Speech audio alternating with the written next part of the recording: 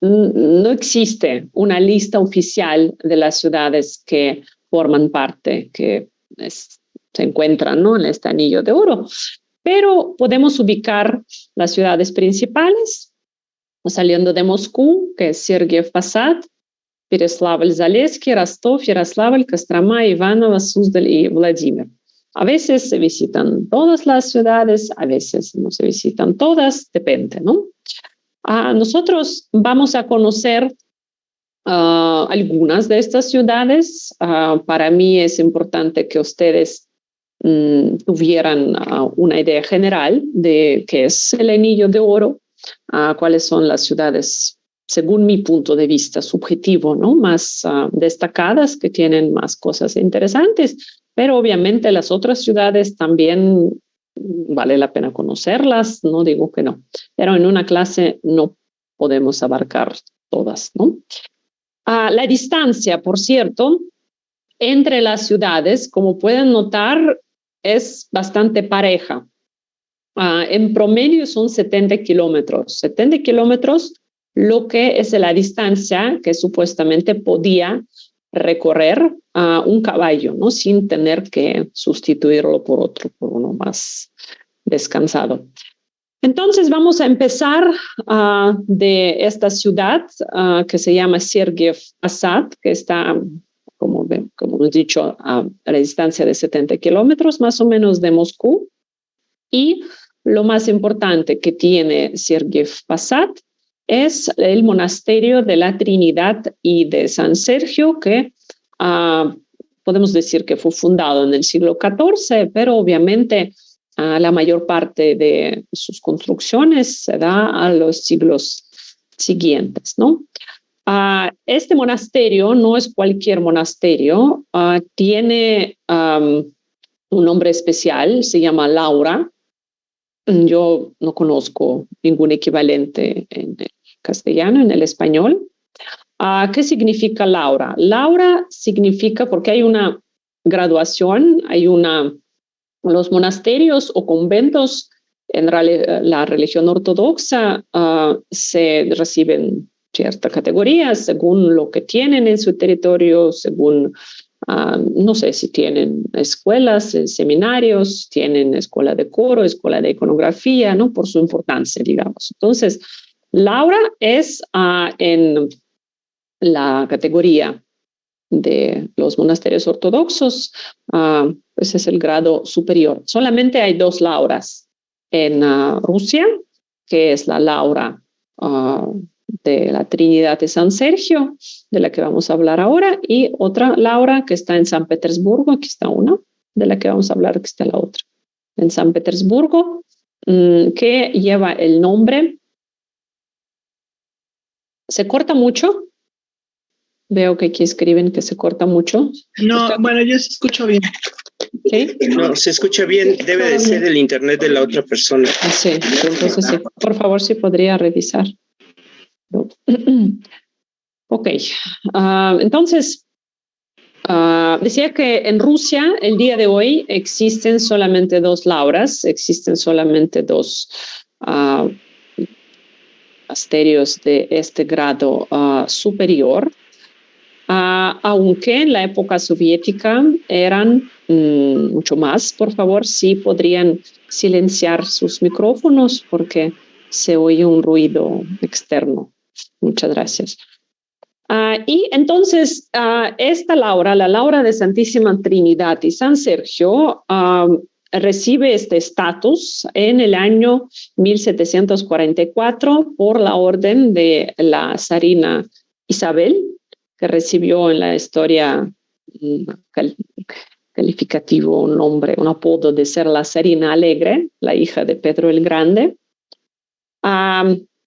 Pero a pesar de que era una zarina alegre, le gustaban mucho las fiestas y los bailes, y después de su muerte encontraron 15,000 vestidos, miles de zapatos y pocos rublos en la tesorería. Aún así era una zarina muy practicante, muy religiosa, ¿no?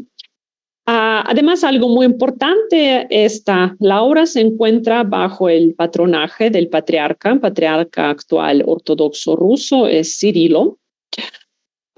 Y vamos a conocer algunas cosas importantes sobre el fundador de la Laura, de Santísima Trinidad y San Sergio, porque es una persona de muchísima importancia, no solamente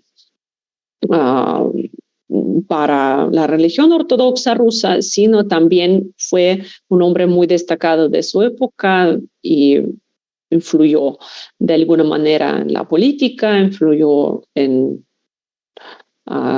los príncipes que gobernaban en aquel entonces, ¿no? Era un hombre muy respetado, no solamente dentro de el ámbito religioso. Entonces, Sergio de Radonjić, obviamente fue canonizado más tarde. Se le dice que él fue el obispo de toda la tierra rusa, por lo mismo que estoy diciendo, y a él se debe el cambio de cómo en Rusia, en las tierras rusas, empezaron a ver lo que eran los monjes, lo que eran los monasterios, porque si nosotros recordemos un poco lo que hemos visto la clase pasada, la primera parte de la clase pasada, que yo traté de darles un resumen muy corto de la historia de Rusia desde el siglo IX hasta por lo menos el siglo XV-XVI. Ustedes recuerdan que en el año por ahí de 1240, desde 1240 hasta 1480, los principados rusos se encuentran bajo el dominio mongol y es una época muy difícil. Los mongoles, a la diferencia de los caballeros del norte, los caballeros católicos de la orden teutónica o los suecos, ellos no tenían como su fin, su propósito de sustituir la religión ortodoxa por alguna otra. Ellos buscaban únicamente cobrar el tributo y pues sacar ese tipo de beneficio material, tener bajo el control estos territorios.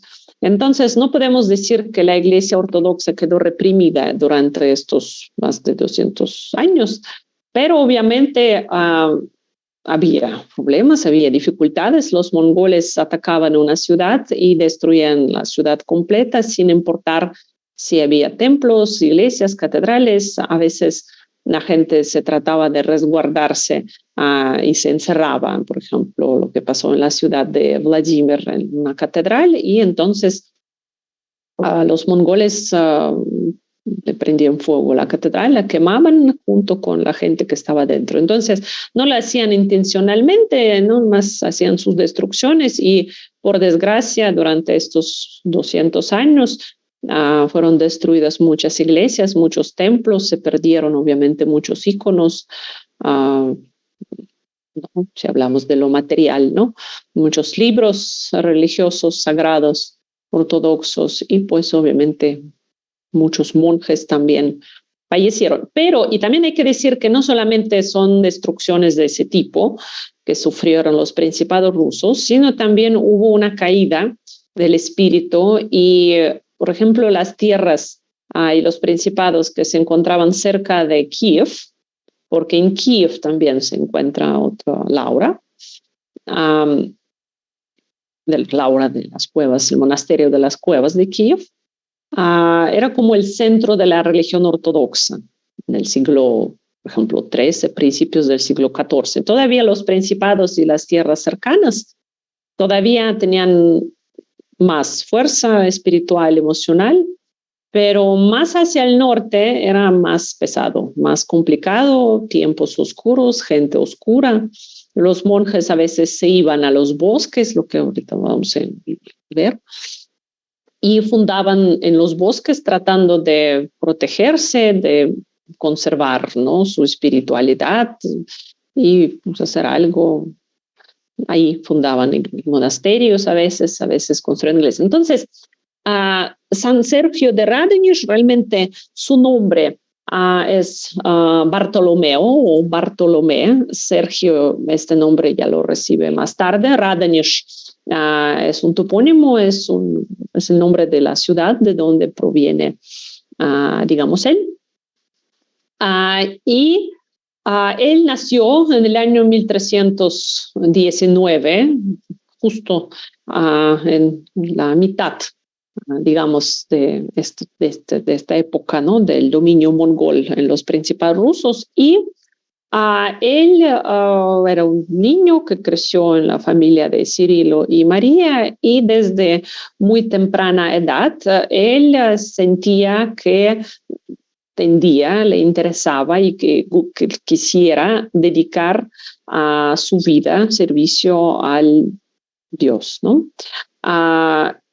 Él tenía ciertos problemas, como diríamos el día de hoy, de aprendizaje, y esta escena, pequeño Bartolomeo, que salió al bosque a pastar sus vacas, se encuentra de repente con un anciano, con un monje. No sabemos si fue una visión que él tuvo o fue una persona real, pero es una escena que aparece mucho, y en la pintura rusa es como algo muy, muy conocido.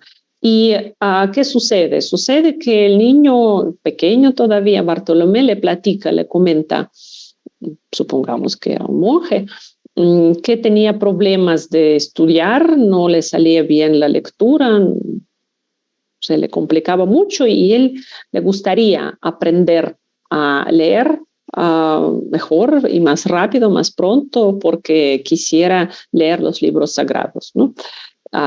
Y entonces el monje le dijo que regresara a su casa y que a partir de ese momento no tuviera problemas. Y efectivamente regresó a la casa, empezó a estudiar mucho mejor.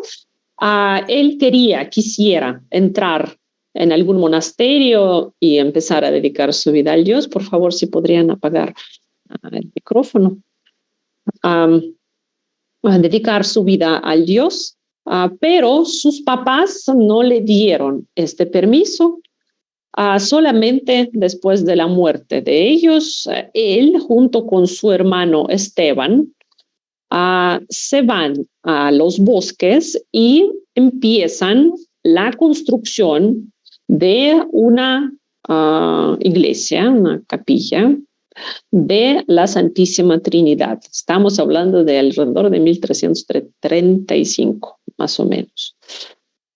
Obviamente no se ha conservado aquella primera iglesia construida de madera, pero pues es un momento muy importante. Entonces ellos viven en la colina Macavietz, construyendo, trabajando lejos de los pueblos, de la gente, aislados, casi como anacoretas. Y hay que decir que Esteban no aguanta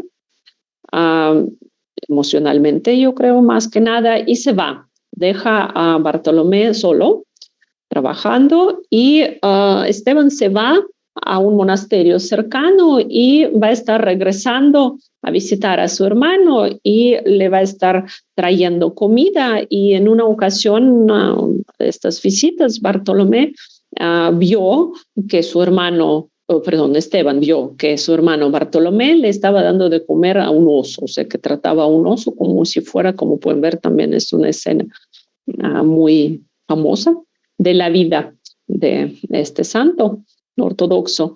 Y le daba de comer al oso como si fuera un perrito. Y cuando Esteban le preguntó, ¿pero por qué estás, digamos, desperdiciando la comida que te estoy trayendo? Te estoy tratando de ayudar. ¿Por qué le estás haciendo? Pues es que nosotros podemos pedir ayuda al Dios, nosotros sí podemos rezar y los osos no pueden rezar y necesitan también cierto de apoyo, y yo le estoy tratando de ayudar al oso así. Entonces llevaba una vida viviendo solo hasta que empieza a llegar gente, lo empiezan a visitar, empieza a difundirse corren los rumores sobre un monje, porque en un momento dado él ya se convierte en un monje que vive solo, y poco a poco la cantidad de la gente alrededor de él que quieren vivir a su lado, trabajar junto con él y construir lo que próximamente va a ser precisamente el monasterio que va a llevar su nombre de Santísima Trinidad y San Sergio. Entonces, la cantidad de las personas aumenta, ¿no? De los monjes. Hay varios momentos interesantes de la vida de San Sergio. También sabemos que él fue un hombre que no le importaba, digamos, el poder. Le ofrecieron en un momento dado, el metropolitano Alexei, de aquel momento le ofrece a Sergio su puesto de metropolitano y Sergio, por ejemplo, lo rechaza. Sabemos que también realizó varios milagros, uno de los cuales es prácticamente resucitar a un niño enfermo. Por favor, ¿pueden silenciar los micrófonos? Adolfo, más probable es que sea un problema de configuración audio settings. ¿Ok? Ajá.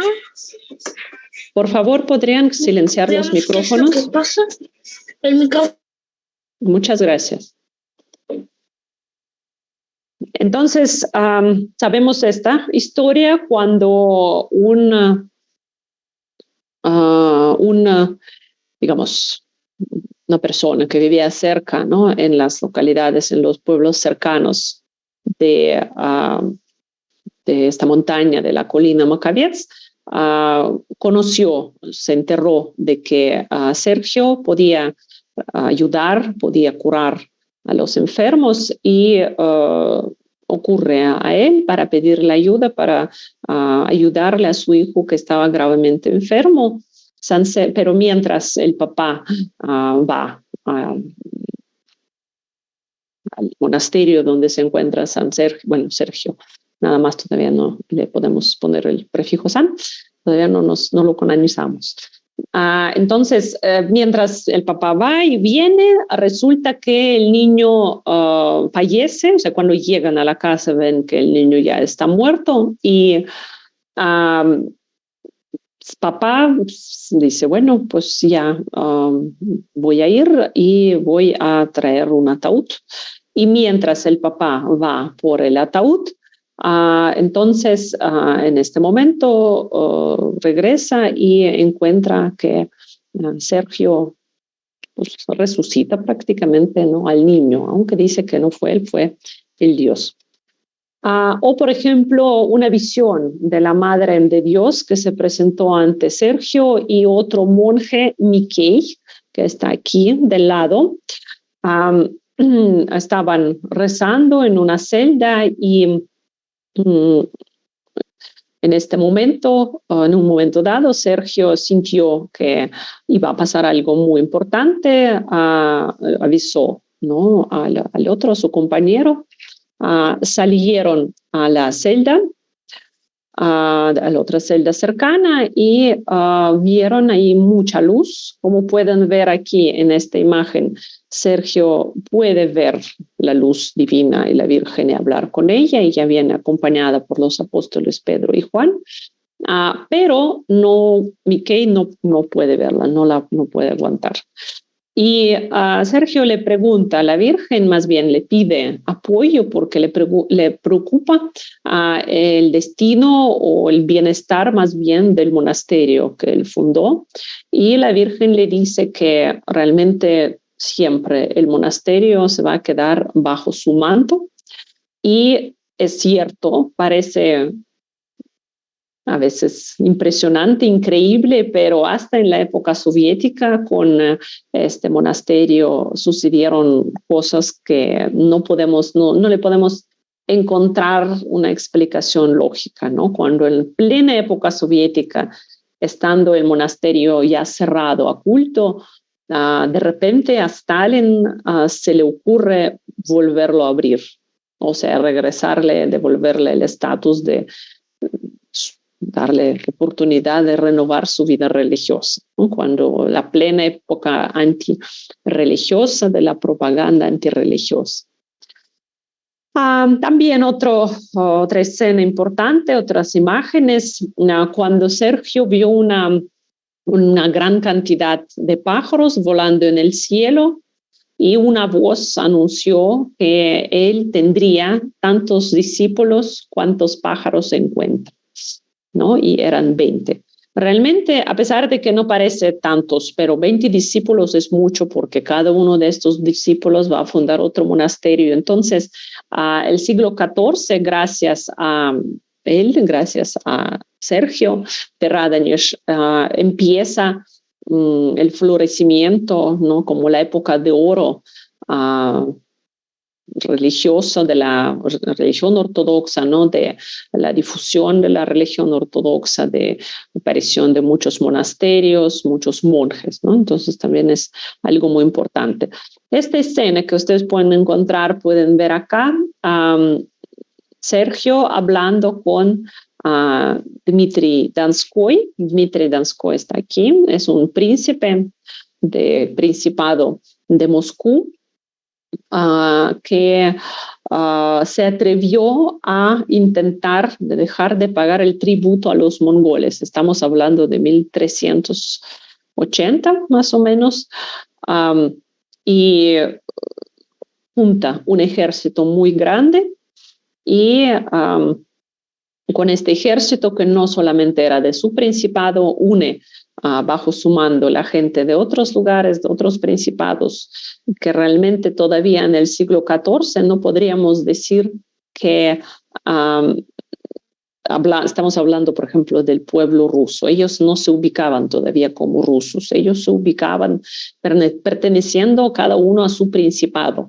Pero la importancia de esta batalla, y a la batalla le dio la bendición Sergio de Radonjić, a Dmitri Donskoy, que fue pedírsela,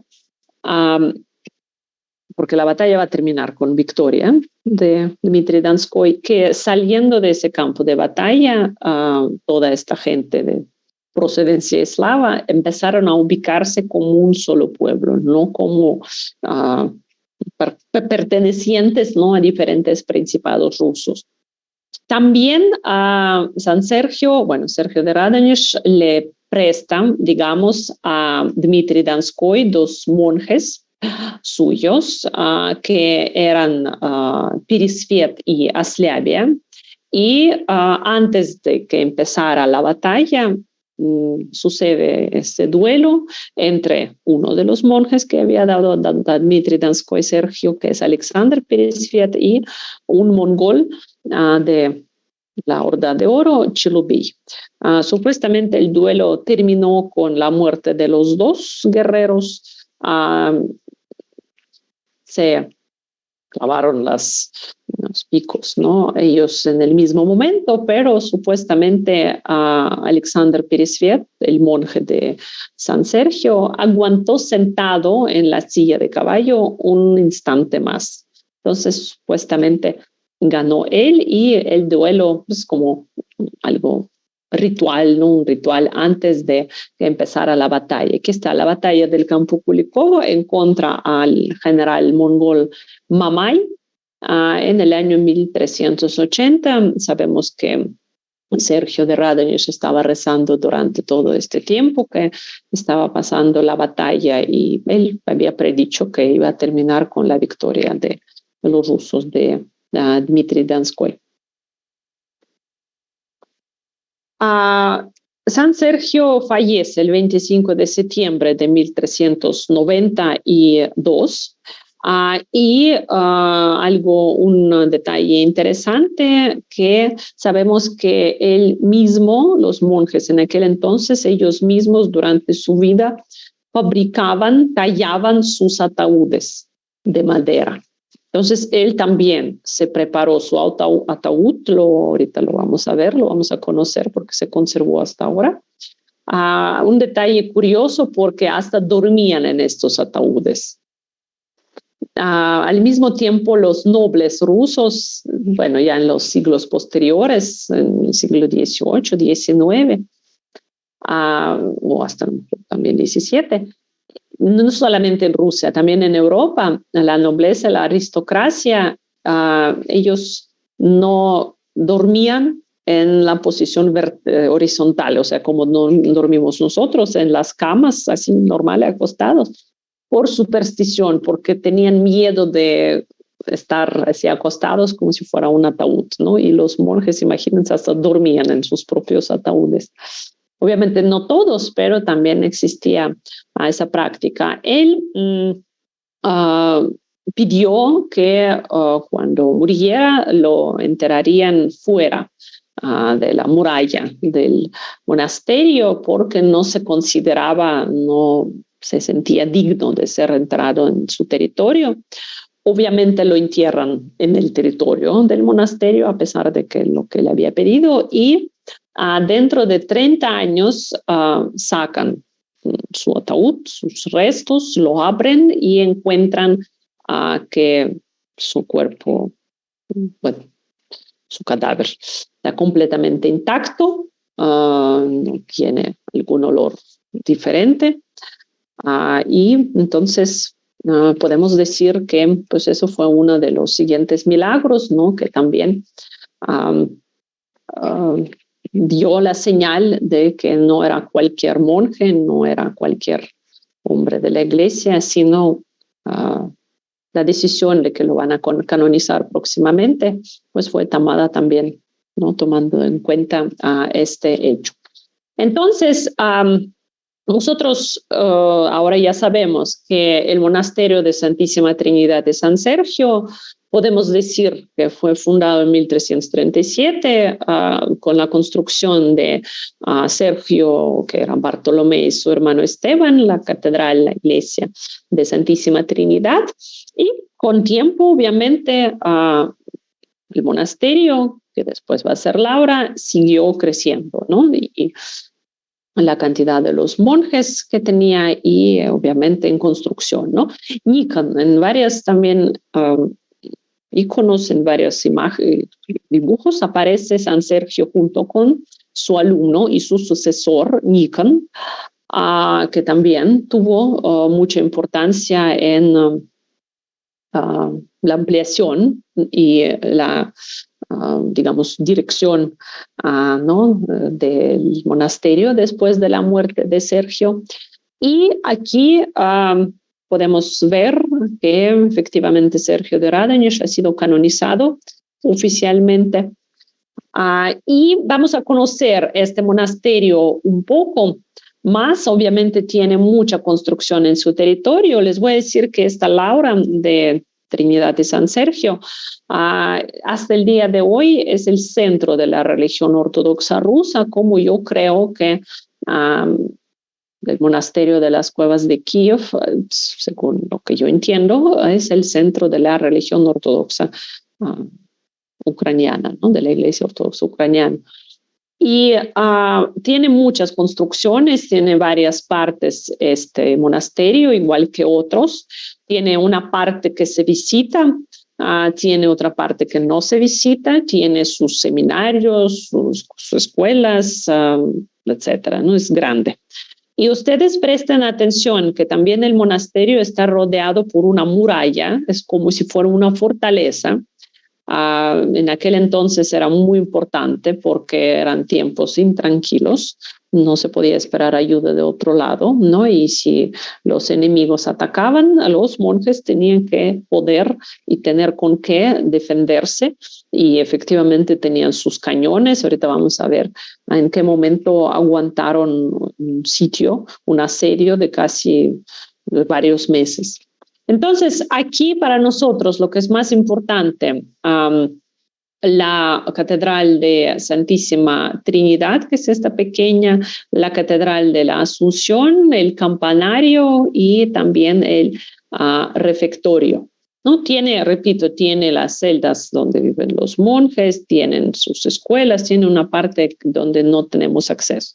La Catedral de la Santísima Trinidad, su primera versión, nosotros recordamos que la empezó a construir Bartolomé Esteban, ¿no? Todavía en 1337, de madera. Este ya es diferente, ese ya es del siglo XV, una catedral pequeña, muy bonita realmente, y el iconostasio de esta catedral de la Santísima Trinidad está decorado con los iconos de unos iconografistas muy destacados rusos. Uno de estos iconografistas es Andrei Rublev, aquí viene su nombre. Yo pido que ustedes obviamente recuerden, ¿no?, de la clase de hoy el nombre obviamente de las ciudades que estamos conociendo, el nombre en este caso, ¿no?, de San Sergio de Radonjić y por favor el nombre de Andrei Rublev.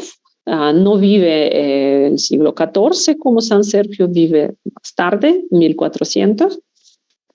O sea, ya nació después de la muerte de San Sergio, pero es uno de los iconografistas más importantes rusos. Hay una película, por si a alguien le interesa el tema y quiere conocer más su vida y aquella época. La película se llama Andrei Rublev, de Tarkovsky, de un director de cine soviético. Muy interesante, es una película, de hecho, abajo es una fotografía, un fragmento de la película. Un director de cine especial, obviamente es cine de autor, es una película larga, es una película a veces para alguien complicada, difícil de ver, lenta, porque así son las películas de Tarkovsky, pero muy buena, ¿verdad? A mí me gusta mucho. Entonces, ¿por qué estoy hablando de Andrei Rublev? Porque él precisamente fue invitado o más bien para esta catedral, él pinta una de sus obras más destacadas, uno de sus iconos más famosos, que es la Santísima Trinidad. La Santísima Trinidad. La película se llama así igual como se llama el iconografista, Andrei Rublev. O sea, aquí viene, por ejemplo, su nombre. Luego yo puedo pasar, está en YouTube, está subtitulada en español, no hay ningún problema, la pueden ver. Luego voy a pasar el link también. Entonces, la Santísima Trinidad, Andrei Rublev pintó para su época muchos íconos, pero es su icono más importante y más destacado. Nosotros tendremos nuestras, creo que 2 clases de la pintura rusa y voy a tratar de darles igual una idea así como panorámica general, ¿no?, de cómo empezó la pintura en Rusia. Realmente no era pintura, era iconografía, que prácticamente duró alrededor de 700 años, hasta la época de Pedro el Grande, hasta el siglo XVIII, eran puros iconos de diferentes tipos, de diferentes escuelas, pero puros iconos, ¿no?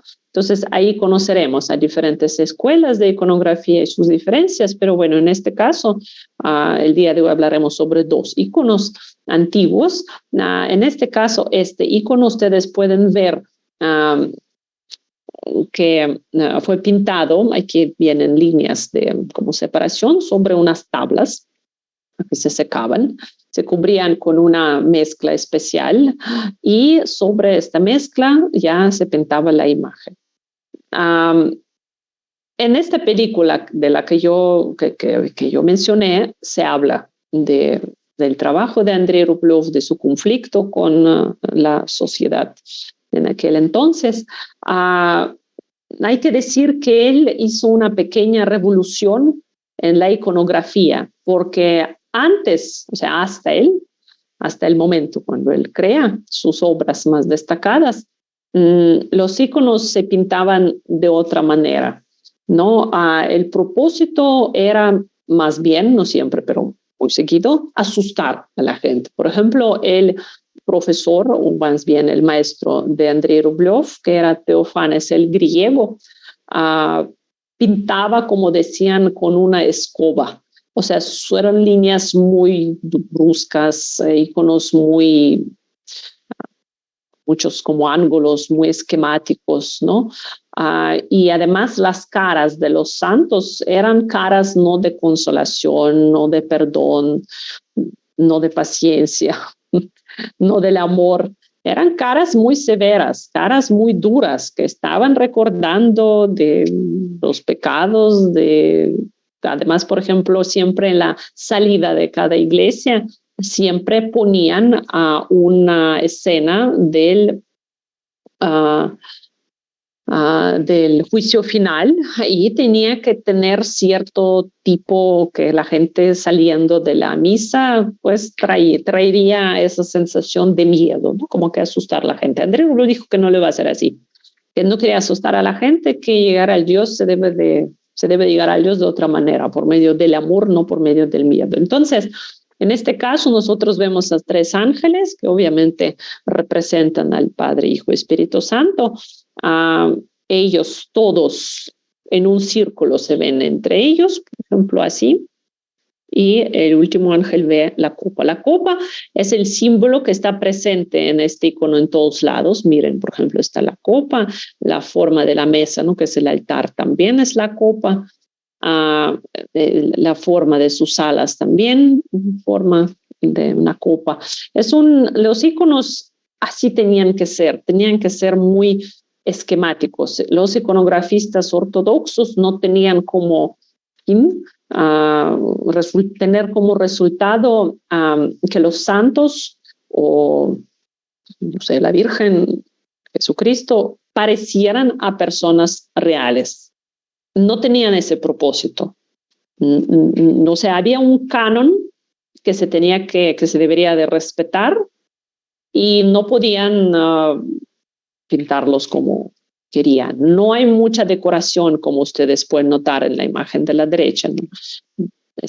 No hablo de esa decoración exterior, sino en el mismo icono, ¿no? Todo es muy simple, todo es muy esquemático. Un icono no tiene un propósito decorativo, por ejemplo, no es para que se vea bonito.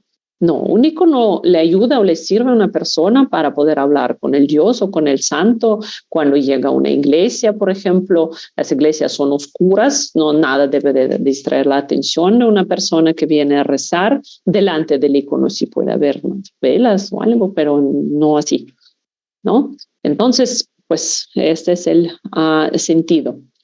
Y para esta catedral fue pintada la Santísima Trinidad de Andrei Rublev. Además, en esta catedral se encuentra la reliquia principal, que son los restos, o las reliquias de San Sergio. Obviamente, la raca, el sarcófago, es de las épocas posteriores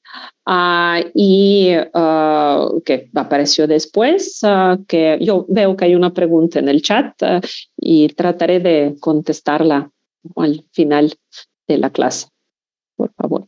Entonces, lo que nosotros aquí podemos ver, el sarcófago y toda la decoración de plata, de oro que vemos, obviamente ya son obras de los siglos posteriores, creados en la época de Ana Ioannovna, la sobrina de Pedro I en el siglo XVIII, por ejemplo. También sabemos que cerca de estas reliquias de San Sergio, rezaron muchos zares, emperadores rusos. No era un lugar sagrado y lo sigue siendo. Y Pedro el Grande, a lo mejor ustedes lo ubican. Hablaremos sobre él en las próximas clases porque él es el que fundó la ciudad de San Petersburgo. Iván el Terrible, que ya conocen, ¿no? De las clases también pasadas. Y otra catedral que está cerca de la Santísima Trinidad es la Catedral de la Asunción de la Virgen, que, como pueden ver por la fecha, empezó a construirse un poco más tarde. Las catedrales de la Asunción hay varias en Rusia. Aquí están. Esta es la de la ciudad de Vladimir, que también forma parte de las ciudades del Anillo de Oro. Esa fue la primera, como inicial. Es la que estamos hablando, de la Laura de Santísima Trinidad, la Catedral de la Asunción. Y esta es la Catedral de la Asunción de Kremlin, que mencionamos la vez pasada, donde se coronaban todos los zares y emperadores rusos. Al lado de esta catedral hay una capilla pequeña que está construida sobre un manantial con agua muy especial, bendita, porque supuestamente mientras estaban mientras estaban construyéndola, mientras estaban haciendo, digamos, el pozo, llegó un monje, se lavó un monje ciego la cara con el agua que estaba saliendo del pozo y se le regresó la vista. Entonces entendieron que no era cualquier pozo, que era un lugar muy especial, el agua era muy especial y entonces por encima construyeron, ya es el siglo XVII, esta pequeña capilla, ¿no? Los interiores de la catedral obviamente también son preciosos. Y adentro se encuentra otra reliquia, que es el ataúd de roble hecho por las manos del mismo San Sergio. Ustedes pueden ver que hay una parte grande, bastante grande de las orillas que faltan, pues eran los peregrinos que estaban quitándole pedacito por pedacito hasta que lo tuvieron que meter en hacerle una protección de cristal. En el siglo XVII, hablando del monasterio de la Laura como fortaleza, ¿no? En el año 1608, durante 16 meses, la Laura, el monasterio, fue sitiado por las tropas polacas. ¿Por qué los polacos y los lituanos? Pues porque es la época tumultuosa, es la época inestable, es cuando acaba de terminar la dinastía de los Rurikevich, pero la segunda dinastía de los Romanov todavía no ha empezado. Entonces, es ese periodo de 15 años cuando las tierras rusas fueron invadidas por polacos, lituanos, suecos, es la parte del norte. Y Laura, este monasterio también fue sitiado y aguantó el sitio. ¿Podrían por favor apagar el micrófono? Y se salvó. Después, otra construcción importante en el territorio de la Laura es el refectorio, que tiene el aspecto actual. Por favor, si podrían apagarse el micrófono. Que fue construido en el territorio del monasterio de la Laura ya en el siglo XVII por la orden de Pedro I, de Pedro el Grande. Realmente este lugar es muy especial, este monasterio, y figura mucho en los acontecimientos históricos, en la historia de Rusia. Y si hablamos sobre Pedro I, sobre Pedro el Grande, sabemos que Pedro I, por ejemplo, se resguardó en este monasterio durante los días muy intranquilos, cuando su media hermana Sofía mandó gente para matarlo, lo avisaron y él pudo resguardarse ahí adentro. Los monjes le dieron protección y no fue asesinado, ¿no? Y en otras ocasiones, durante los levantamientos de los Striltsi, también. Entonces, Pedro I, para agradecer a los monjes y al monasterio, manda construirles el nuevo refectorio, que realmente es una belleza también.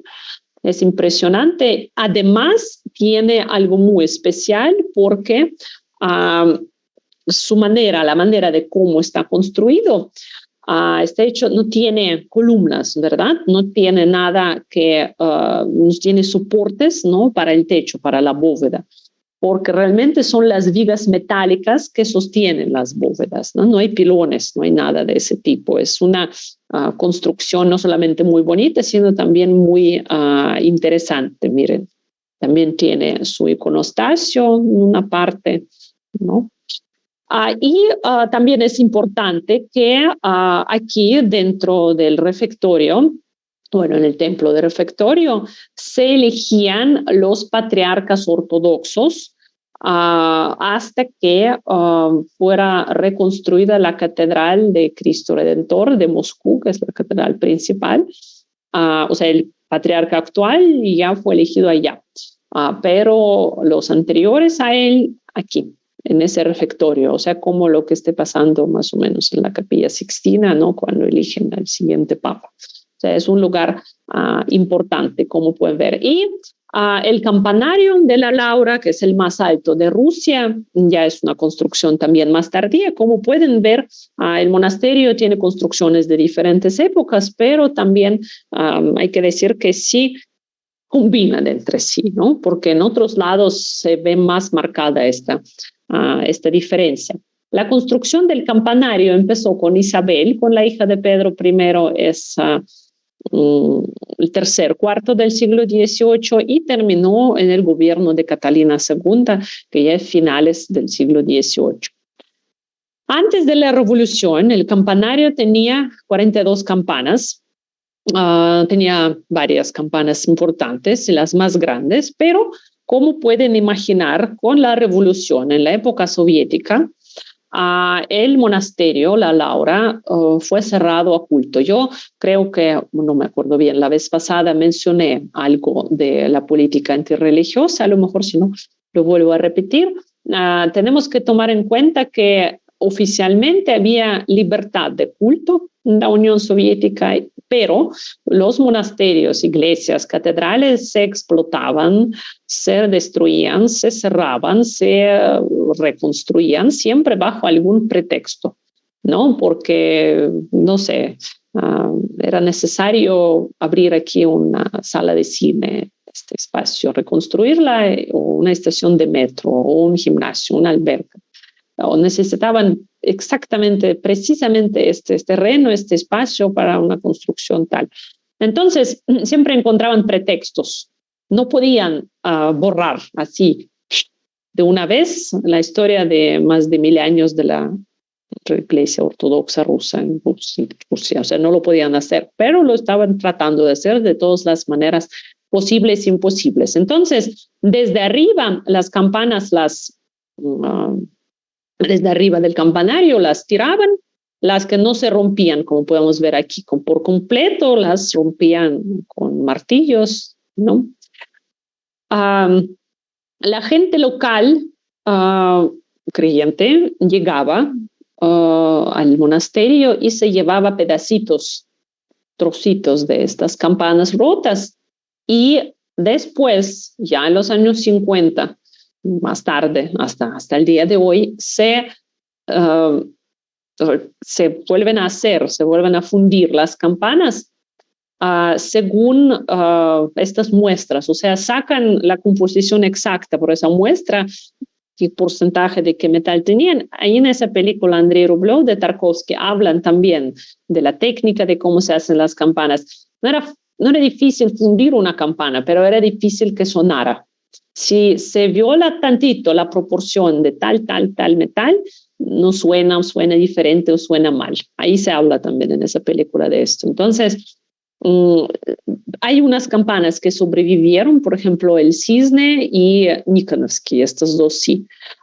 Pero como pueden ver, estas son las fotografías de los años, por decir, 20, 25, 1900, ¿no? De la época, el inicio de la época soviética. Podemos ver qué tan triste se veía el monasterio, no tenía campanas, algunas cruces están faltando, y adentro de las catedrales, en algunas de ellas, organizaron el tiro. O sea que el iconostasio con los iconos estaban utilizando como para quien le diera el ojo de tal santo, pues recibía tantos puntos, ¿no? Para entretenerse. Ya cuando los iconos quedaban casi por completo destruidos, entonces ya los tiraban. También una parte del monasterio cerrado a culto, obviamente, no fue utilizada como colegio de agricultura, sala de exposiciones de técnicas de los agricultores, los tractores, cosas así raras. ¿Qué pasó con las reliquias de San Sergio con esta época tan fea soviética, ¿no? Antirreligioso? Decidieron en el año 19, abrir este espacio, sacar las reliquias y trasladarlas, o sea, no las destruían las reliquias, bueno, no todas, ¿no? Las colocaban en unos museos, unos espacios donde podían tenerlos como objetos curiosos, ¿no? Entonces, Pavel Florensky es este señor que realmente figura mucho en mis clases porque no era nada más un sacerdote, un padre, sino también era un científico, un historiador de arte. Él hacía sus investigaciones de química y hacía biología, hacía experimentos para poder procesar de las algas del Mar Blanco del Norte el yodo. Y él en los años 30, ahorita todavía no, pero en los años 30, estoy nada más contando su historia, fue arrestado y una historia tremenda cuando vienen por él, en la época de las purgas de Stalin, vienen por él y tocan la puerta y su hija, una niña pequeña, está aprendiendo a tocar en el piano la valsa turca de Mozart. Y la marcha turca de Mozart. Y él dice, la pregunta, papá, ¿cuándo regresas? Y él dice, cuando tú aprendas al 100% esta obra. Y obviamente ya no entiende ni quién llegó por él, ni por qué llegaron por él, ni que él no va a regresar, obviamente. Y entonces empieza a aprender y después ya se hace más grande, obviamente nunca ha regresado. Y le dice, y ella después decía que es que yo nunca aprendí bien esta obra, por eso mi papá, yo soy la culpable, porque mi papá no ha regresado. Lo arrestaron y lo llevaron a un, digamos, campamento de concentración, de corrección, más bien, no concentración, corrección, al monasterio, anterior monasterio Solovetsky, que se llamaba Slon, se abreviaba como Slon. Ahí tenían a muchos sacerdotes encerrados y cuando él termina sus investigaciones, ¿no? Para poder procesar el yodo de estas algas, lo fusilan allá, como fusilaron a otros. En cuanto reciben lo que querían recibir de él, lo fusilan, obviamente bajo, ¿no?, los pretextos. El más común era, ¿no?, que ellos llevaban la propaganda antirrevolucionaria. Entonces, Pavel Florensky, eso ya hablamos de su muerte, en el año 1919 se enteró que el gobierno soviético iba a abrir, ¿no?, el sarcófago, iba a sacar los restos de San Sergio y los iban a llevar quién sabe a qué lado. Entonces él previamente entró en la catedral, obviamente oculto, esconditas, y sustituyó, separó el cráneo, la cabeza del cuerpo y se la llevó, la escondió, la sustituyó por otra. Entonces, en este video, hay un video hasta, en la apertura de los restos de San Sergio. No se ve muy bien, obviamente, pues es una grabación del año 1919, pero quisiera enseñarles, es larga, les voy a enseñar más un fragmento para que lo puedan ver.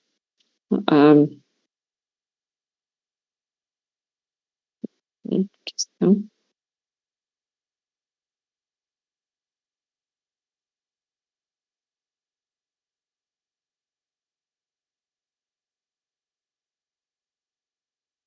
O sea, cuando ya abren, ¿no?, el ataúd, pues la cabeza ya no es de San Sergio, lo hizo por precaución, ¿no? Luego, posteriormente, la devolvieron a su lugar.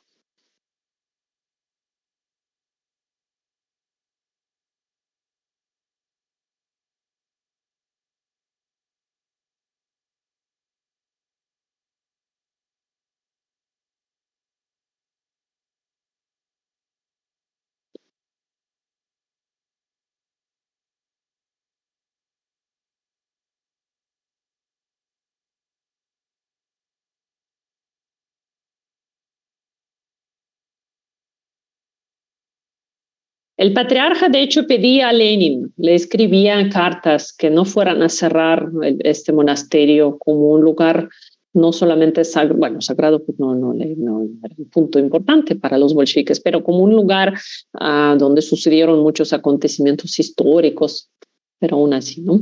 Pero bueno, lo bueno es que se conservaron y en el año 46 reabre la obra. Como dijimos, ¿se acuerdan de la promesa que le había dado la Virgen a San Sergio cuando habló con ella?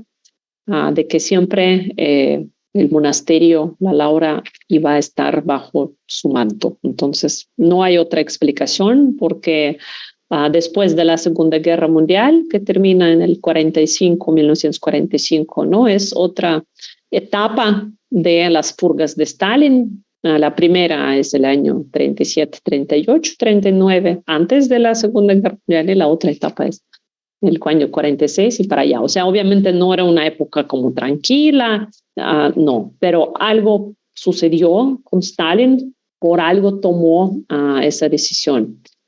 Hay campanas que siguen pues refundiendo, ¿no? Por ejemplo, aquí la campana que se llama el Zar. Ya es un video de los años 2005 que la están subiendo.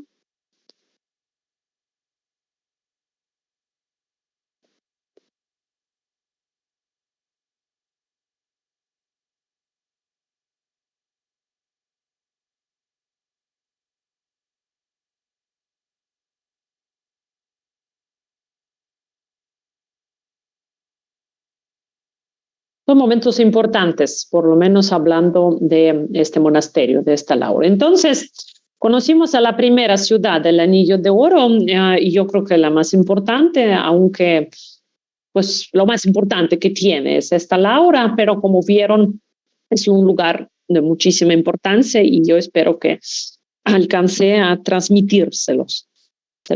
La siguiente ciudad que nosotros vamos a conocer es la ciudad que se llama Yaroslavl, la joya, digamos, del Anillo de Oro, que está también en la lista, ¿no?, de UNESCO, de Patrimonio de la Humanidad, que se encuentra a las orillas del río Volga, una ciudad fundada supuestamente por Yaroslav el Sabio, también pensando que en el siglo X, más o menos.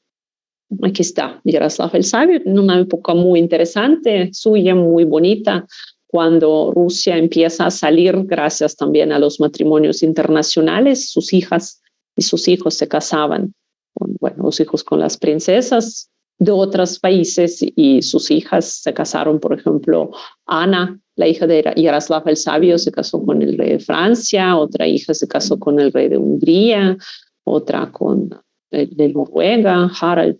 Entonces, muy interesante, una época cuando como que Rusia, pues, la Rus de Kiev, todavía no Rusia, la Rus de Kiev sale al escenario internacional, ¿no? Pero hablando sobre la ciudad que es Yaroslavl, tenemos que entender que es una ciudad de los comerciantes, antes que nada, ¿no? Se encontraba en esta ruta comercial por el río Volga. La vez pasada yo les enseñé la primera ruta importante, que era la de varegos a griegos. Esa es otra ruta. Una ciudad con una construcción, con una arquitectura especial, con un cierto tipo de casas, también muy interesantes, y los comerciantes realmente también, para que ustedes pudieran entender la diferencia entre, por ejemplo, los comerciantes y los nobles, la nobleza, sobre todo ya en los siglos, en el siglo XVIII, XIX, los comerciantes, a pesar de que podían tener el nivel económico hasta superior que algunos nobles, de todos modos no tenían los mismos derechos, no tenían permiso de construir sus palacios aunque tuvieran dinero en ciertas zonas, O sea, era una clase que ha hecho muchas cosas. Hay muchos comerciantes que eran mecenas también, que promovían el arte, la cultura. A veces era posible de recibir el título de noble, o sea, un comerciante por haber hecho tener unos logros especiales delante del país, recibía ese título, podía recibirlo, a veces sí, a veces no. Pero también es una clase marcada, también, ¿no? Especial en la sociedad rusa. Y según la leyenda, miren, el escudo de esta ciudad es un oso. ¿Por qué? Porque sabemos que estos territorios donde se encuentra el día de hoy la ciudad fueron habitadas por las tribus paganas todavía en el siglo X. Y estas tribus atacaban pues para robar las barcas o los comerciantes que pasaban por esa ruta comercial, lo cual al gran príncipe Yaroslav el Sabio no le parecía correcto, obviamente le traía cierto tipo de problemas, entonces él decide conquistar estas tierras y conquistar y entrar en conflicto directo, abierto con estas tribus, armado. Las tribus, según la leyenda, como decimos, mandan a un oso, ¿no? Que hay un duelo entre el oso y el príncipe Yaroslav. El príncipe Yaroslav lo mata el oso, entonces las tribus ya desde ese momento están dispuestas a obedecerle y ser parte de la Rus de Kiev, ¿no? Entonces, por eso. El centro histórico, como pueden ver, tenía también su forma casi triangular. En la época tumultuosa, acuérdense, la época tumultuosa es entre una y otra dinastía, en ese periodo, ¿no? De 15 años. En 1609, la ciudad recibe ciertos beneficios económicos.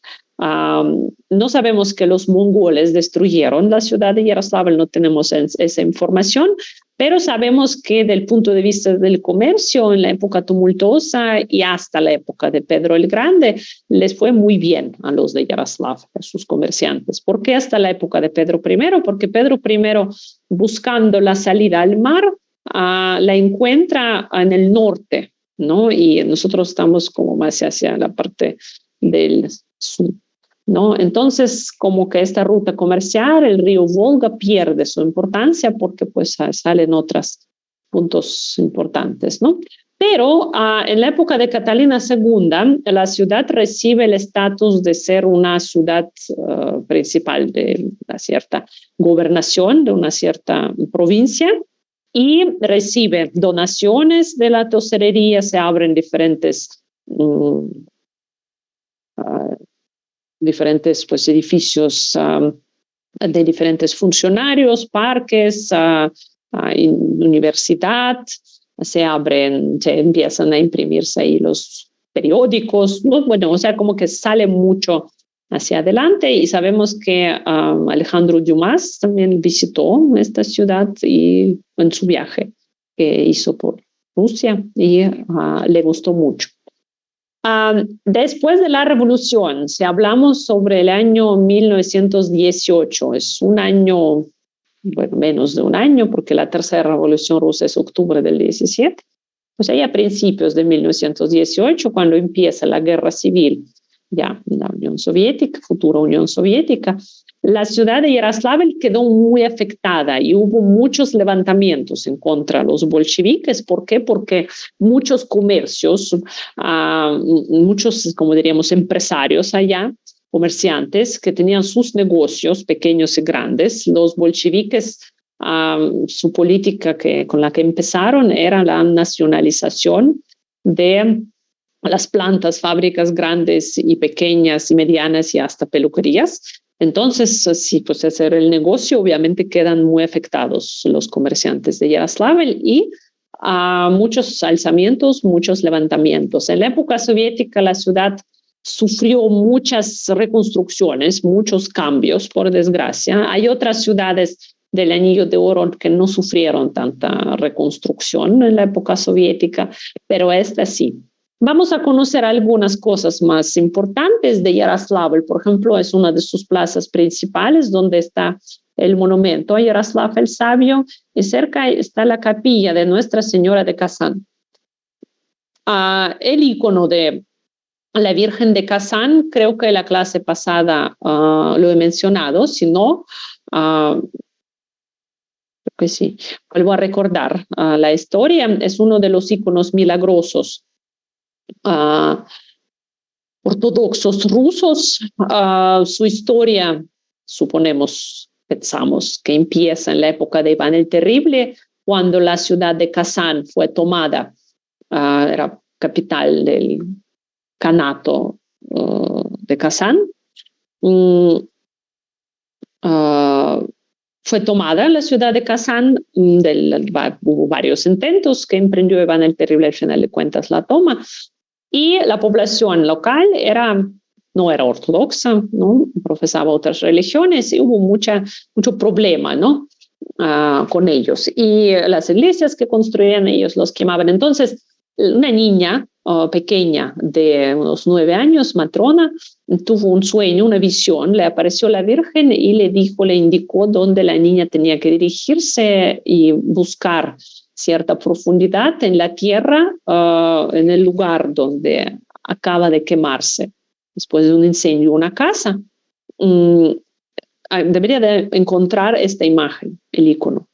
Y la niña, a pesar de que todo el mundo se reía de ella, se dirigió a aquel lugar, encuentra el icono, que va a ser un icono muy importante en la historia rusa. Por ejemplo, de aquí, de esta ciudad, de la ciudad de Yaroslavl, salió la resistencia ciudadana dirigida por Minin y Pajarsky, 2 hombres rusos, que prácticamente ellos y la gente rusa, el pueblo ruso, salvó el país en la época tumultuosa, ¿no? Cuando sucedió la invasión polaca, lituana y sueca, ¿no? Y ellos rezaron delante de ese icono, lo llevaron con ellos, pidieron el apoyo, ¿no? En la lucha, y resultó que el icono les ayudó, ¿no? Es uno de los ejemplos, realmente es un icono igual que el icono de la Virgen de Vladimir, que vamos a conocer ahora, también muy importante.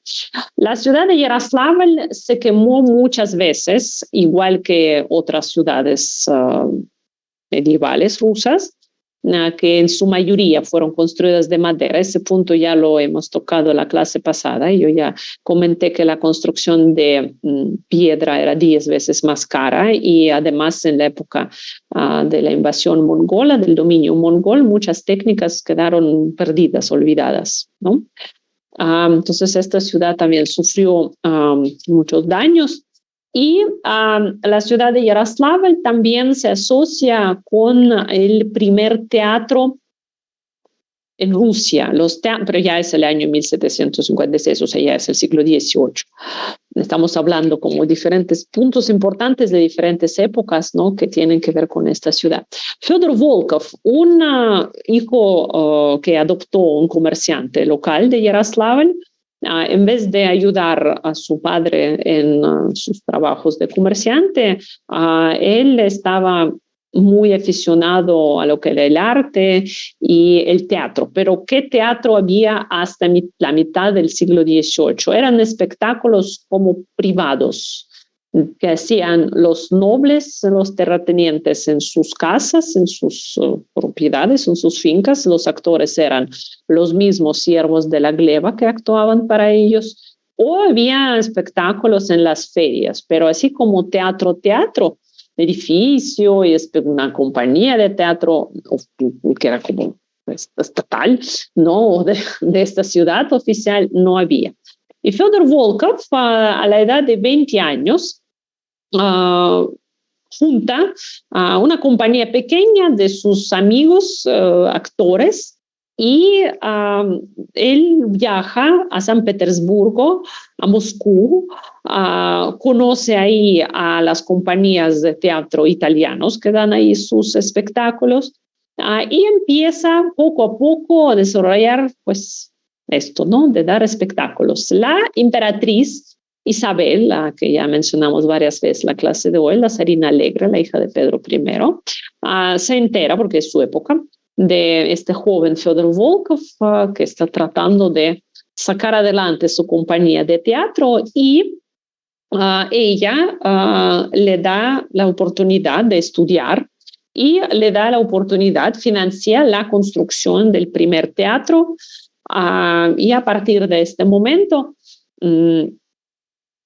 empiezan a construirse, fundarse teatros en Rusia. También es algo importante. Otra ciudad, nos faltan todavía conocer dos ciudades que también por la ciudad que se llama Kostromá. Vamos, si quieren, regresemos al mapa y vamos donde está ubicada. Aquí conocimos Sergiev Posad, luego la ciudad que es Yaroslavl, que acabamos de conocer, y la ciudad que se llama Kostromá, están muy cerca. Aquí estas dos. Y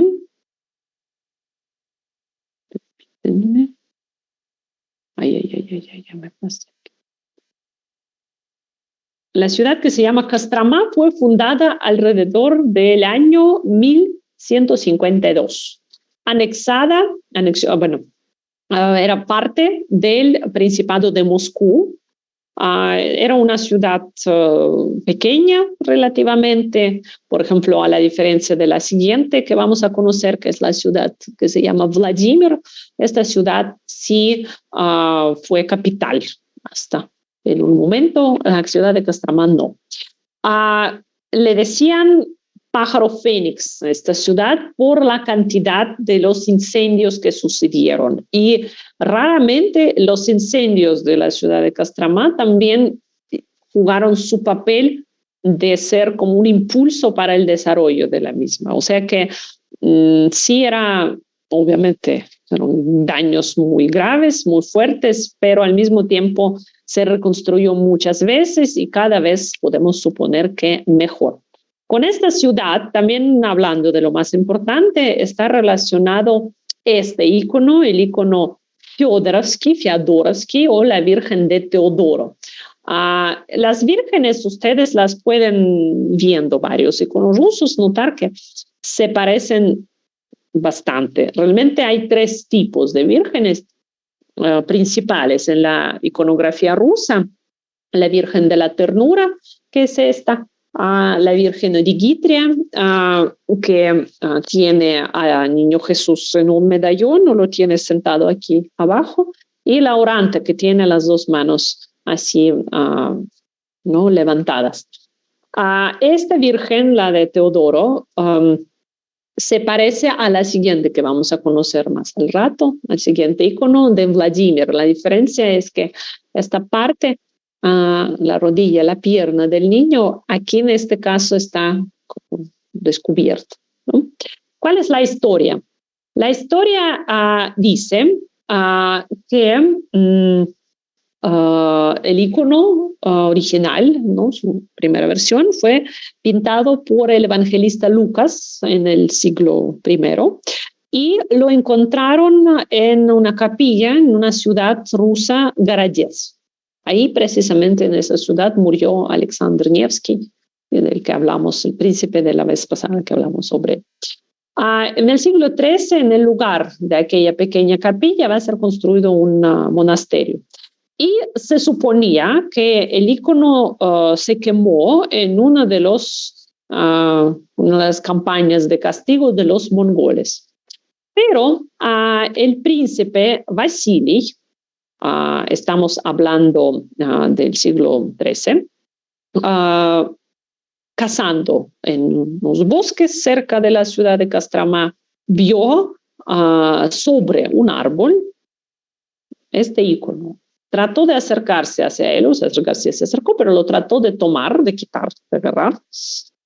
El icono no se dejó y se levantó al aire y empezó a flotar de una versión. Se empezó a flotar solo. Otra versión, alguien lo estaba llevando. Este alguien, supuestamente, debería de haber sido Teodore, Stratilat. Por lo mismo, el nombre del icono de la Virgen de Teodoro. Luego, más tarde, el icono fue recuperado y es otro icono muy importante ruso ortodoxo y va a ser considerado como el icono principal de la dinastía de los Romanov. Muchas de las esposas de los emperadores rusos del siglo, por ejemplo, XIX, por ejemplo, la esposa de Pablo, María Fyodorovna. Fyodorovna es de Teodoro. O Alexandra Fyodorovna, esposa de Nicolás II, van a llevar el patronímico Fyodorovna, porque como saben, a lo mejor no, yo lo voy a contar, las princesas extranjeras casándose con los herederos de trono rusos tenían que, estamos hablando del siglo XVIII, XIX, tenían que cambiar su nombre original y su religión. Tenían que bautizarse en la religión ortodoxa y cambiaban el nombre. Entonces recibían el nombre, por ejemplo, Alejandra. Pero ¿de dónde viene el patronímico Fyodorovna? Viene del nombre de este icono, ¿no? Que era el principal de la dinastía de los Romanov. Y también sabemos que el primer zar de esta dinastía, Mikhail Romanov, rezó en esta ciudad, Kostroma, en el monasterio Ipatiev, del que ahorita les voy a platicar, rezó delante de este icono antes de aceptar el cargo de ser el nuevo zar ruso. El icono de Teodoro casi se quema, casi se destruye en el incendio, otro incendio, fueron muchísimos incendios, pero muy fuerte, fue en 1773, y el padre Krasovsky fue el que en pleno incendio, la ciudad estaba toda en llamas, salió de su casa, corrió a la iglesia donde se encontraba el icono, lo sacó, tomó una lancha y se salió a la mitad del río, porque ni siquiera estando en la orilla, o sea, la orilla del río, de todos modos las cosas se quemaban. Entonces la gente, para resguardarse, tenía que estar literal en medio del agua para poder salvarse ellos y para poder salvar lo que tenían. El Kremlin que tenía Kostroma se destruyó, o sea, hubo varias versiones del Kremlin, porque también tenía el suyo, pero no existe. El escudo que tiene esta ciudad, ya vimos el escudo de la anterior, este es una barcaza, una lancha, porque Catalina II, que vemos nosotros aquí, Catalina la Grande, emprendió un viaje por el río Volga, pasó por esta ciudad y pues, unos beneficios a la ciudad, y la población local decidió que hasta desde este momento la barcaza en la que llegó la emperatriz iba por ser parte del escudo suyo. Y el monasterio Ipatiev, otro momento muy importante, el más creo importante de esta ciudad, donde empezó la dinastía de los Romanov. ¿Por qué lleva el nombre igual raro, Ipatiev, o San Hipacio en español? La historia dice, es una leyenda obviamente, nosotros regresamos al siglo XIV, en la época del dominio mongol, un tártaro, Musa Chet, emprendió su viaje hacia la ciudad de Moscú y pasando por estas tierras se enfermó, tuvo una visión, le apareció la Virgen María con San Felipe y San Hipacio, y después de una conversación con ellos, Musa Chet se recupera su salud, se cura. Y para agradecerles, decide fundar el monasterio en el lugar, y el monasterio va a recibir el nombre de Hipacio o Ipatievsky, porque no es como que una palabra, nombre común en Rusia. Y en este monasterio Ipatievsky se encontraba Mikhail Romanov en el año 1613, allá donde llegó la gente rusa con los boyardos, con los padres, para pedirlo a él, tenemos acá, aceptar y ser el nuevo zar ruso, diciendo que él fue elegido por la asamblea. Su mamá, que está aquí al lado, dice que no, muchas gracias. La época tumultuosa fue una época muy complicada, ¿no? Apenas está terminando, cuando muchos estuvieron en el trono ruso, muchos de los que estuvieron fueron asesinados en el trono ruso. Entonces, ella decía, no, yo no quiero que mi hijo de 16 años acepte esa propuesta. Pero como sabemos, Mijaíl rezó, ¿no?, con el icono de la Virgen de Teodoro y aceptó. Entonces va a ser el primer zar de la dinastía de los Romanov, que va a gobernar 32 años. No podemos decir que ha hecho muchas cosas, hizo lo suyo, lo importante para él, pero no es un zar muy conocido. Es importante porque empezó la dinastía de los Romanov, digamos así. Los polacos, cuando se enteraron de que ya se eligió el nuevo zar ruso, Mijaíl todavía no fue coronado, se encontraba ahí en el monasterio Ipatiev, en Kostromá. Ellos hicieron un intento de matarlo y se dirigieron hacia Kostromá, hacia este monasterio donde él se encontraba, pero se perdieron por el camino, por los bosques, y un campesino, un leñador, Iván Susanin, que se les encontró por el camino, lo preguntaron si él sabía cómo llegar al monasterio Ipatiev. Iván Susanin, a pesar de que era un simple campesino, entendió qué es lo que querían hacer los polacos, que tenían sus intereses al trono ruso, no querían que el trono se subiera a este muchacho, a Mijaíl Romanov, ¿no? Entonces, Iván Susanin entiende cuál es el punto, qué es lo que están buscando, para qué están buscando el monasterio, y decide engañarlos, llevarlos, decirles que sí, yo los voy a llevar, pero los lleva en otra dirección. Él conocía muy bien los bosques, los hace que se pierdan, y cuando ellos se dan cuenta que no pueden salir, lo matan. Entonces, Mijaíl Glinka, aquí está, Mijaíl Glinka, escribió una de las primeras óperas rusas que se llama Iván Susanin, o Una vida por el zar. Más bien, Una vida por el zar, así se llamó su ópera en la época zarista. Con la revolución de los bolcheviques se cambió el nombre de la ópera, porque como Una vida por el zar es imposible para los bolcheviques. Entonces se cambió por Iván Susanin. Y aquí salté unas diapositivas. Estuvo en la ciudad de Kostromá este monumento, Mijaíl, y abajo Iván Susanin, luego fue destruido. Y el monasterio Ipatiev, el lugar supuestamente de donde salió Mijaíl Romanov, el primer zar de los Romanov, y bajó los 23 escalones para recibir su corona. Los 23 escalones, hasta hay libros escritos en Rusia, así se llaman, los 23 escalones de los Romanov. Es un número, no sé, misterioso, enigmático, mágico, como queramos le podemos decir, porque los mismos 23 escalones, por el número, no porque sean los mismos del monasterio, bajaron la familia de Nicolás II para ser fusilados en el sótano de la casa del ingeniero Ipatiev.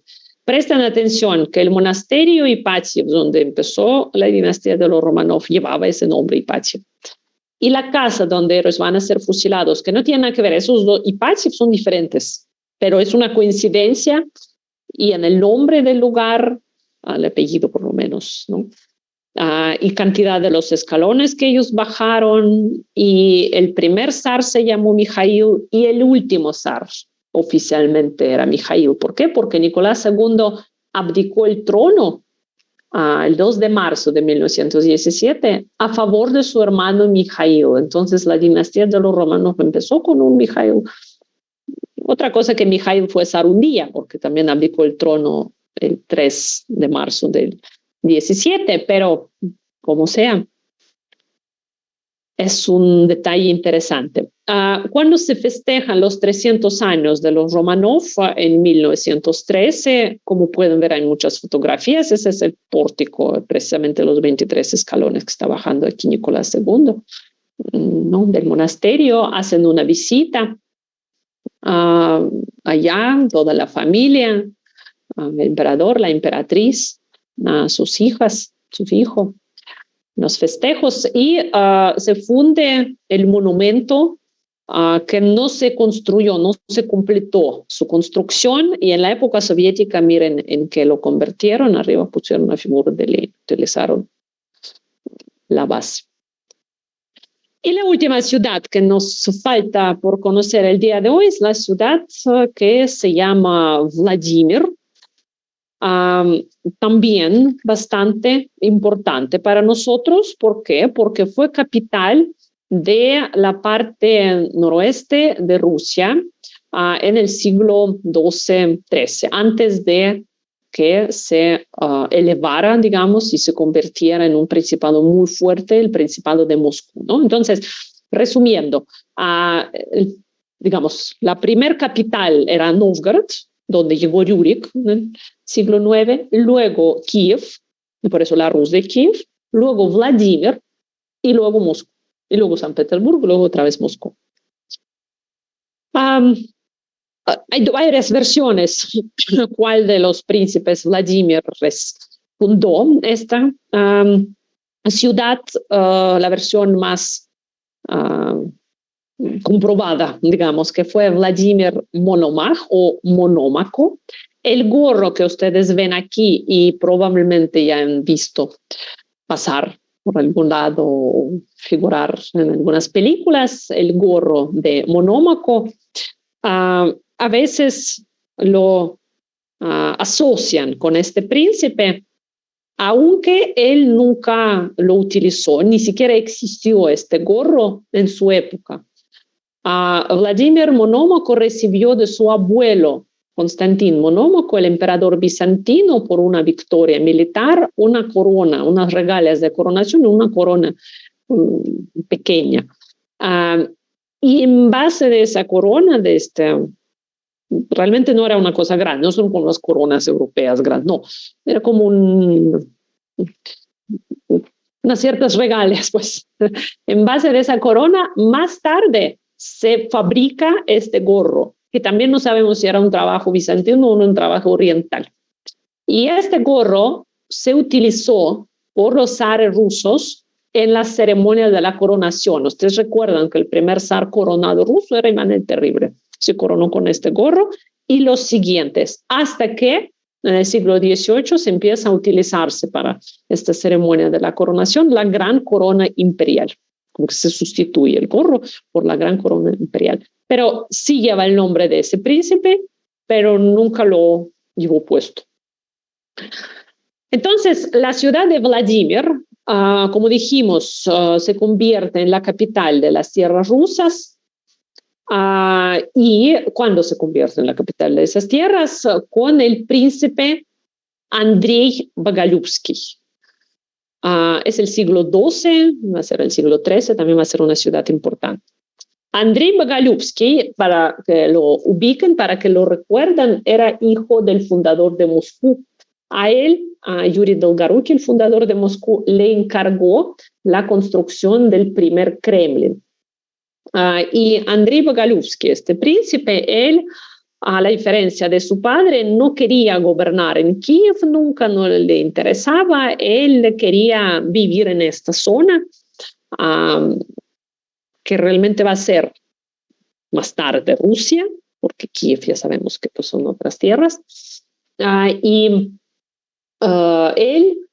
hace mucho, si su padre Yuri Dolgoruki fundó la mayoría de las ciudades de las que estamos hablando, Andrei Bogolyubsky, digamos, invirtió mucho en que fueran bonitas, en que fueran prósperas, en que tuvieron más gente, hacía muchas cosas para atraer gente de las zonas del sur hacia esta parte. Y también la ciudad de Vladimir empieza a crecer y se empieza a convertirse en la capital de esas tierras porque el príncipe Andrei trae allá al icono, otro icono milagroso que yo les había prometido, el icono de la Virgen de Vladimir. Acuérdense, ¿no?, de la pierna, la rodilla descubierta del niño Jesús, del icono de San Teodoro.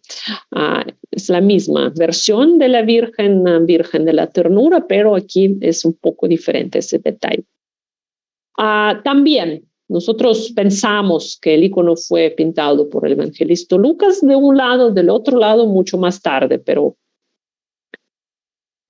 pero sabemos que llegó, a Kiev en el siglo, pongamos, XI, XII, y después de Kiev, Andrei, es lo que estamos viendo aquí, lo traslada a la ciudad de Vladimir.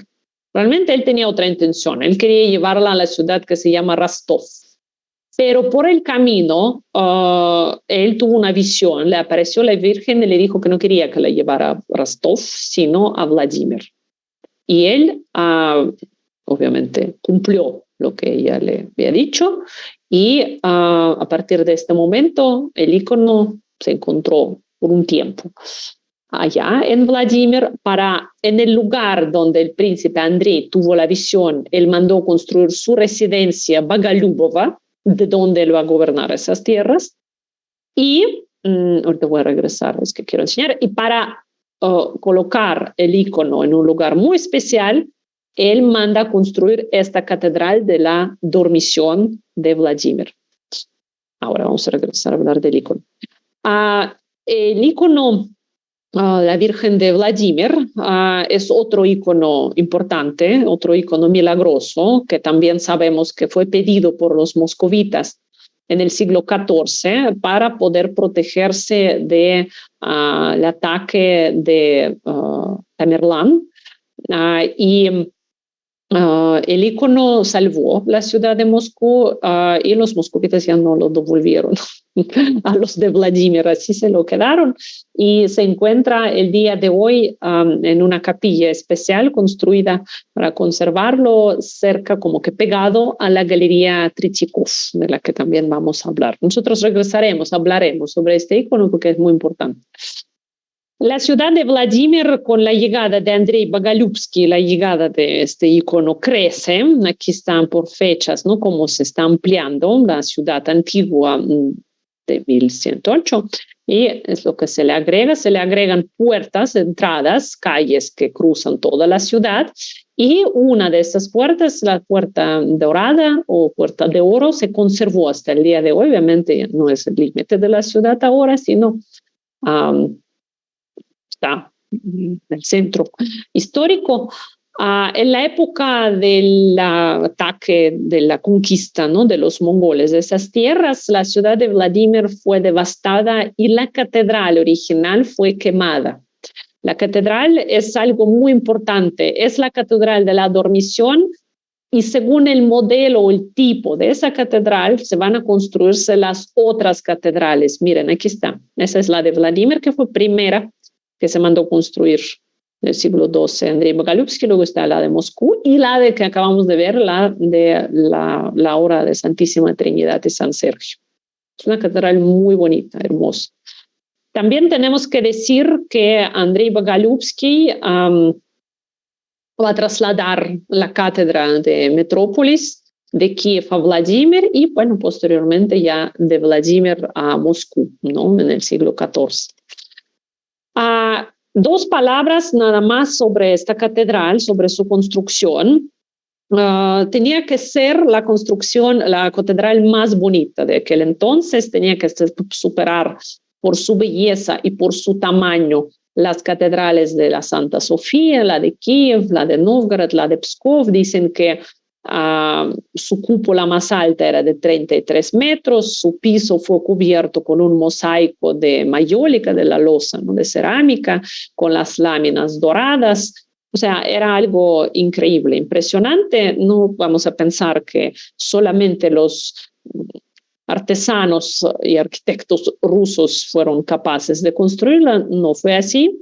Fue construida con el apoyo de los alemanes. Sabemos que el príncipe Andrei estaba en contacto, no sé qué tan cercana amistad, con nuestro famoso Federico Barbarroja.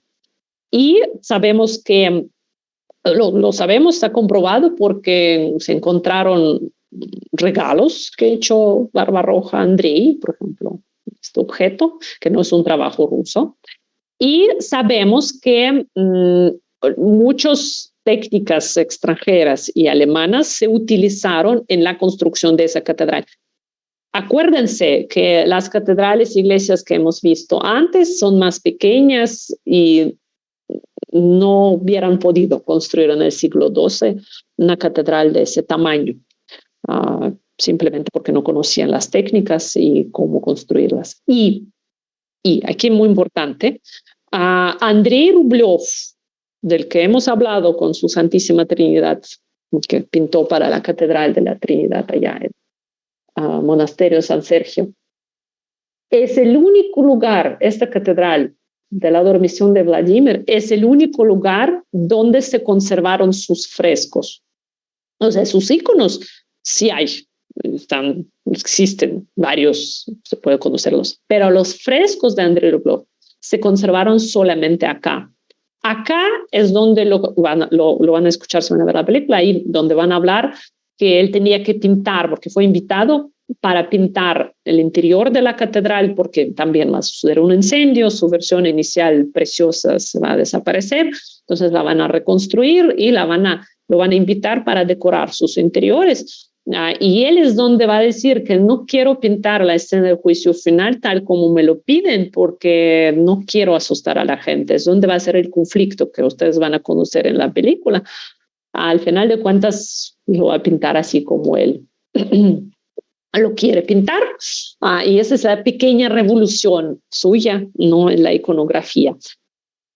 Por desgracia, en la época de Catalina la Grande, Catalina II, que nosotros siempre conocemos como una emperatriz que ha hecho muchísimas cosas y que en muchos superó hasta la época de Pedro el Grande, y una emperatriz muy ilustre y que estaba en contacto con Voltaire, Diderot, los filósofos franceses y cosas increíbles que hablan de ella, pero lo que yo no le puedo perdonar personalmente yo, que ella visitando esa catedral y viendo el iconostasio que tenía los iconos de Andrei Rublev, dijo, no, ese iconostasio está muy oscuro, se ve, no me gusta, vamos a tumbarlo, vamos a destruirlo y vamos a construir un iconostasio nuevo, muy bonito, algo que yo personalmente no le puedo perdonar.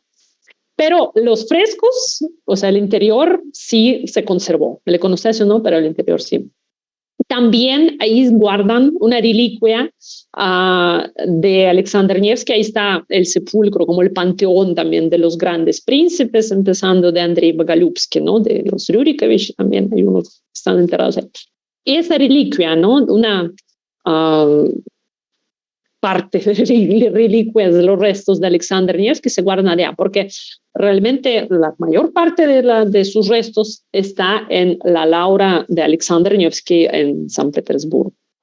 Y lo último, cerca de la ciudad de Vladimir, que está la ciudad de Vladimir, acuérdense que está esta ex residencia del príncipe Andrei Bogolyubsky, construida en el siglo XII, que se llama Bogolyubova. Aquí está, a una cierta distancia, unos kilómetros. Y al lado de Bogolyubova está esta iglesia preciosa, iglesia de la Intercesión de la Santísima Virgen en el río Nerl, o en el río Nerl, nada más, a veces le dicen nada más esa parte. Se encuentra en un lugar, cruce de varios ríos, un lugar muy pintoresco que se inunda, se llena de agua en ciertas épocas del año, son como prados, son como campos. Y realmente no sabemos bien por qué Andrei Bogolyubsky eligió este lugar, pero sí sabemos que no era una sola iglesia como la vemos ahora, era un conjunto arquitectónico, tenía su malecón alto, él podía acercarse en una lancha, y hay una versión que mandó construir esta iglesia, bueno, ese conjunto arquitectónico para conmemorar la muerte de uno de sus hijos. Realmente todos sus hijos de Andrei Bogolyubsky murieron antes de él. Ese momento le fue muy difícil. Pero también vean que la versión inicial de esta iglesia era diferente de la actual. La versión está sola, la cúpula es muy diferente. Aquí están las dos versiones.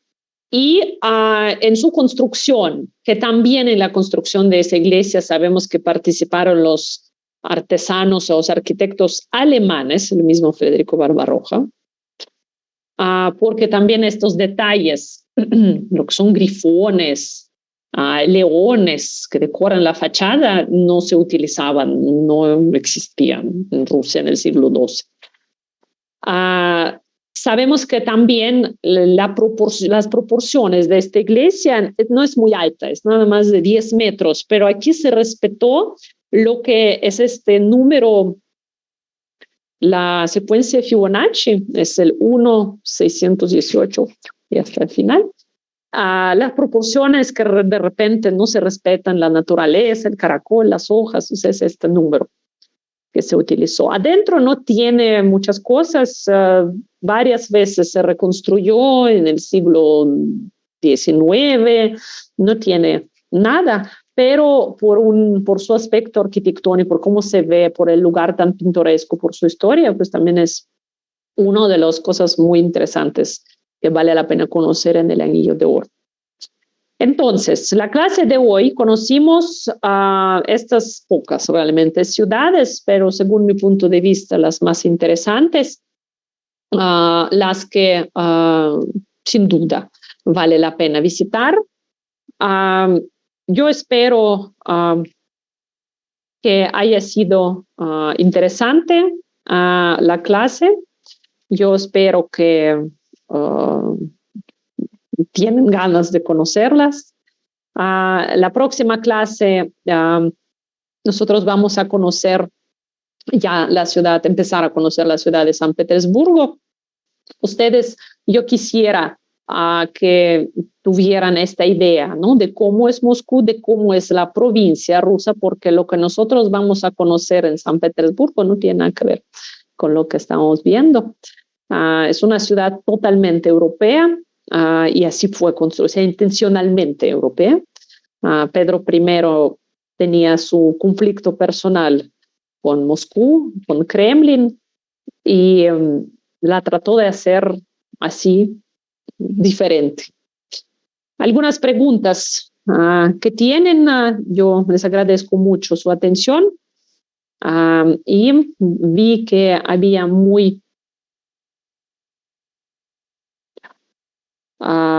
unas preguntas. A ver, vamos a ver. El nombre del director de la película, bueno, aquí está Andrei Tarkovsky. Así es. A ver qué otra pregunta había. El icono resultó ser más narrativo para la época. Bueno, depende, ¿no? Los iconos, hay diferentes iconos. Obviamente, cada uno tiene su historia, pero sí, de alguna u otra manera representan las épocas. Pero bueno, hay unos iconos muy antiguos, ¿no? Que lo que son, pues, es la historia, ¿no? Momentos históricos que acompañaron, en este caso, ¿no? Al pueblo ruso.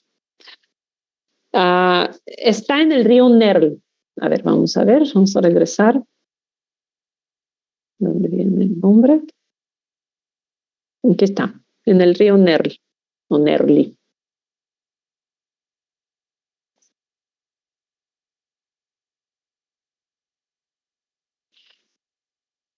Sí, voy a pasar un poco más lento. Es que como empezamos más tarde hoy, hay